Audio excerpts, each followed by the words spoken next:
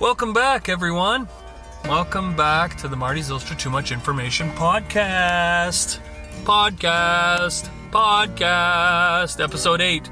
You know, I wanted to do a special Mother's Day episode today, just to thank all the moms out there who brought us into the world. I wanted to talk about a couple of songwriting things today, really briefly. I've got some guests lined up coming up in the next few weeks, and hopefully that'll be announced shortly on Twitter and on Facebook. But until then, just talk briefly about what happened post the Dragonfly and the Spider and my plans for the future. So it's, and by the way, thanks to everybody who was sending great messages of saying that they've been listening, and I really appreciate that. So I released my record.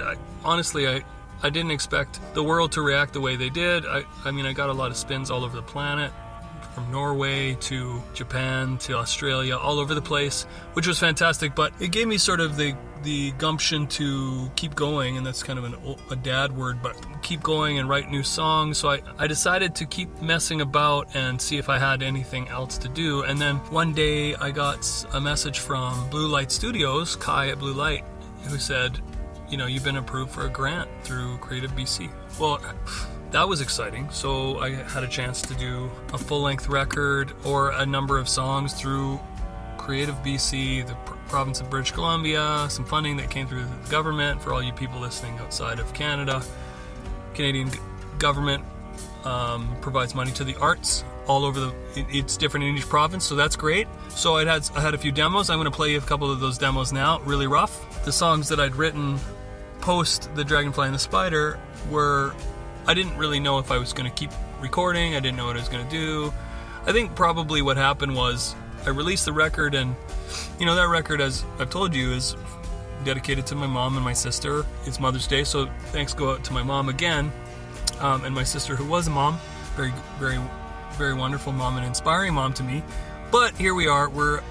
I kind of took stock of the songwriting I'd done post that record and realized like I might have actually had something. So I did a kind of a mini demo sort of tally and took it up to JP and at Blue Light, and we sat and I played him some woodshedded versions of these songs, and there was about 13 or 14 that I played for him, and he liked 8 or 9 or 10.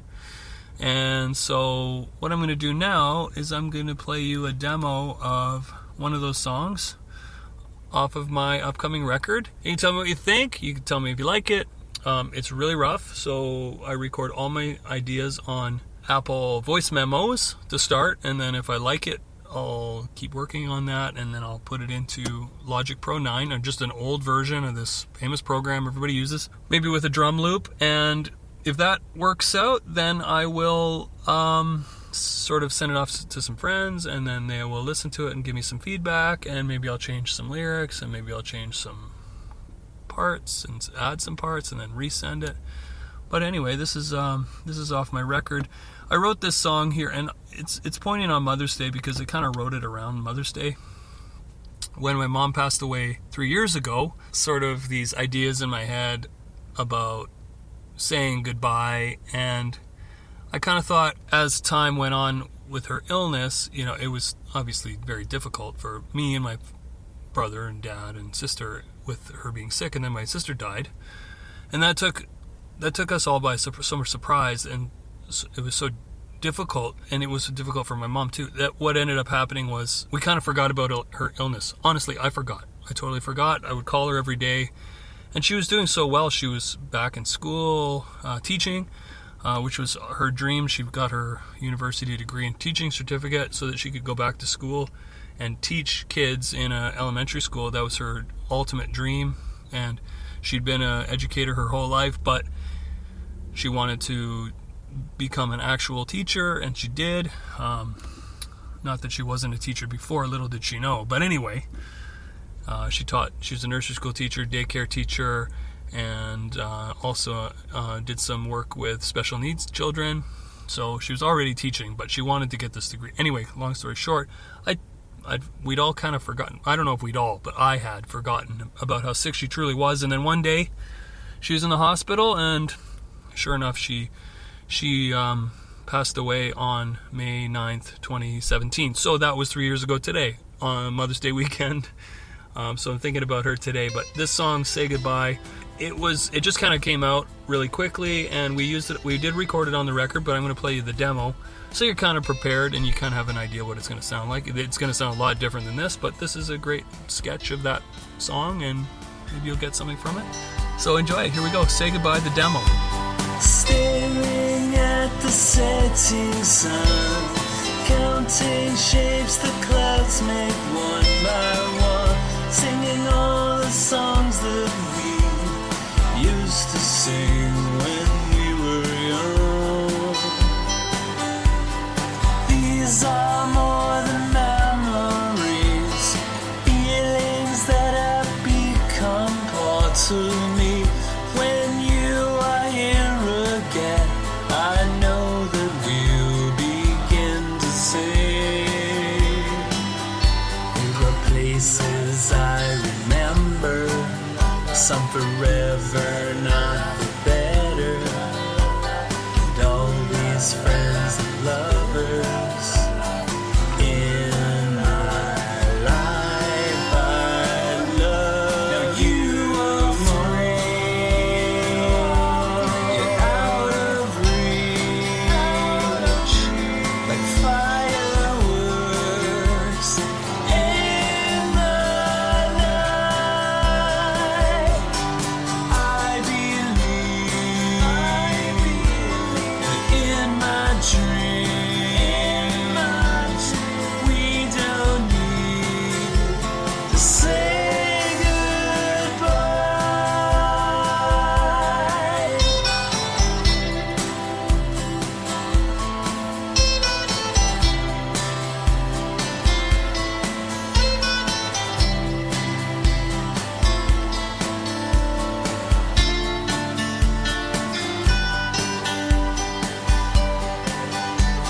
Standing here beside you now, the ocean breeze so strong it shakes the ground. Dear brother, I will carry you if the storm should wear you down. These are more than memories, in stars that glow the spirit carries me. Someday when you're here again, I know that we'll begin to sing. There are places I remember, some forever, not the better. All these friends and all these lovers in my life I love. Now you are free, yet out of reach, like fireworks in the night.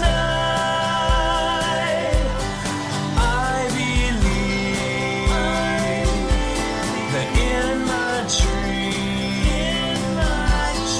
we don't need to say goodbye.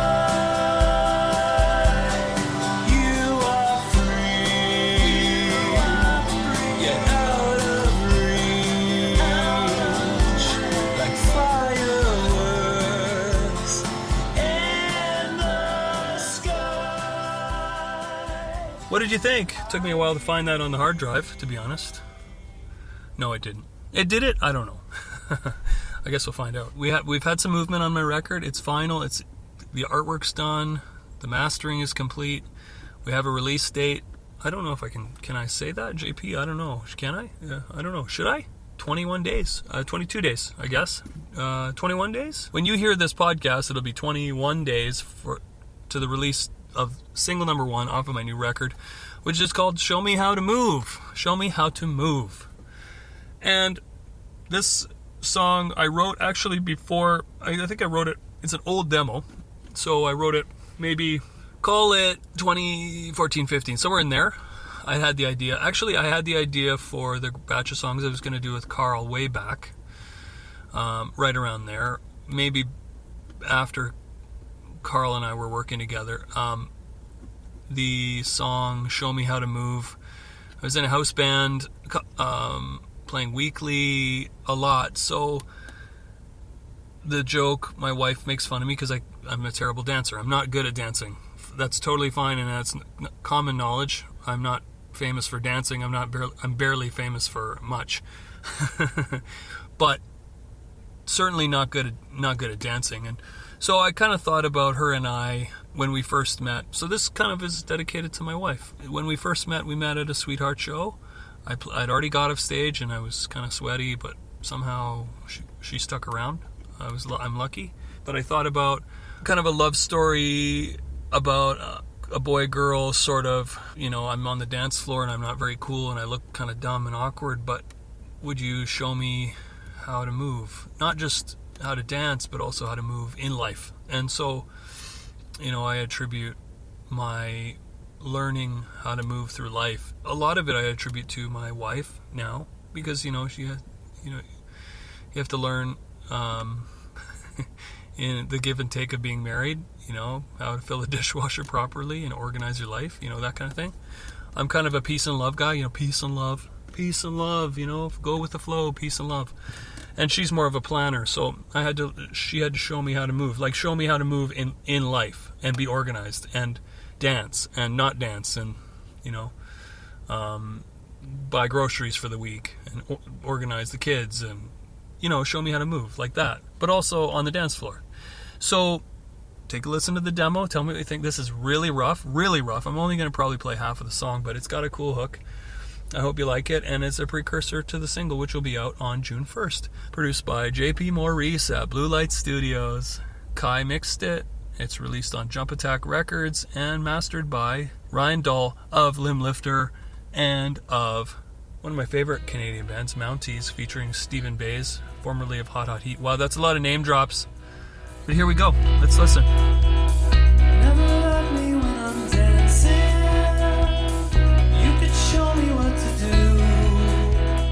Then I could spend the night here dancing here with you. I can only hear the bass drum. I can feel it in my heart. Wanna move my feet, but should I start?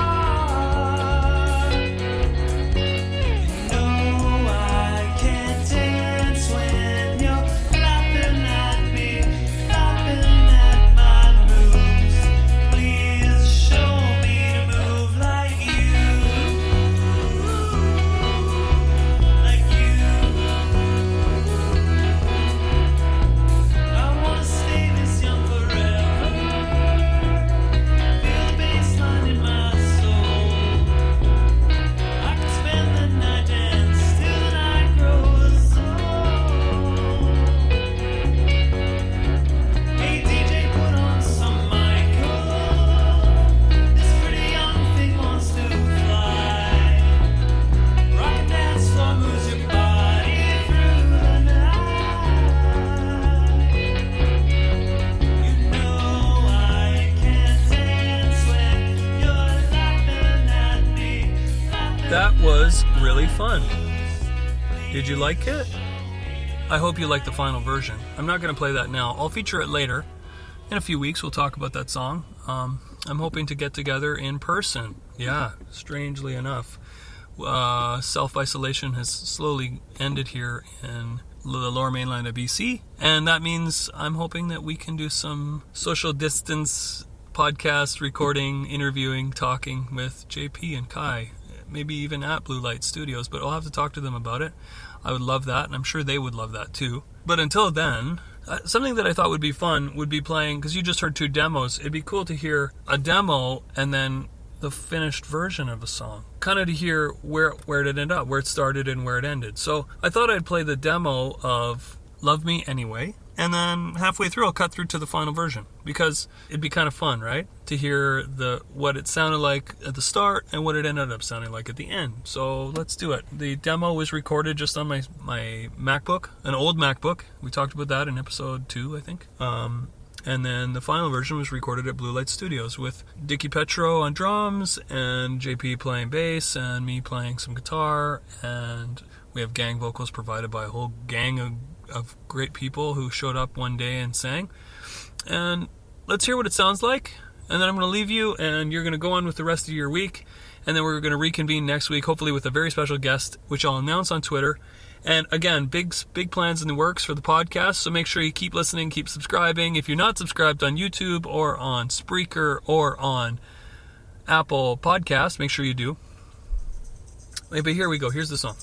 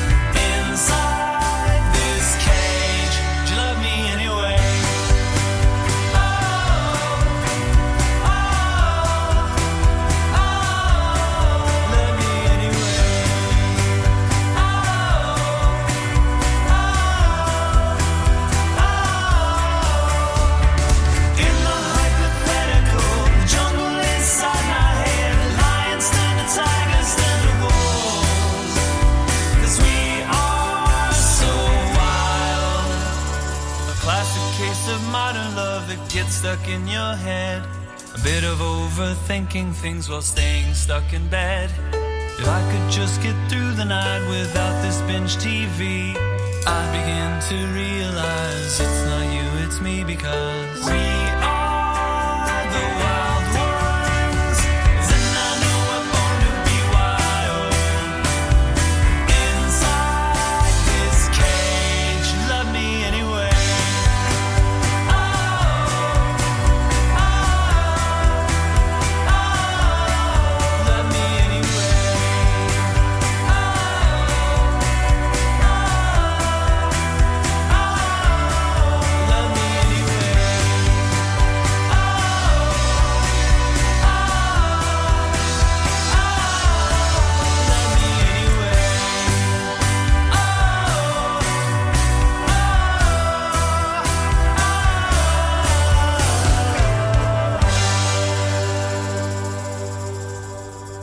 There we go. That's it. Thank you for listening today to the Marty's Ultra Too Much Information podcast. Like I said earlier, make sure you subscribe. Subscribe to my channel. Yeehaw! And we got big plans in the works. I got big guests, big guests. You're not even going to believe how big they are. Very, very, very famous and very, very, very, very renowned. And we're going to talk about crazy things. And I can't wait for you to hear that episode coming up soon. But until then,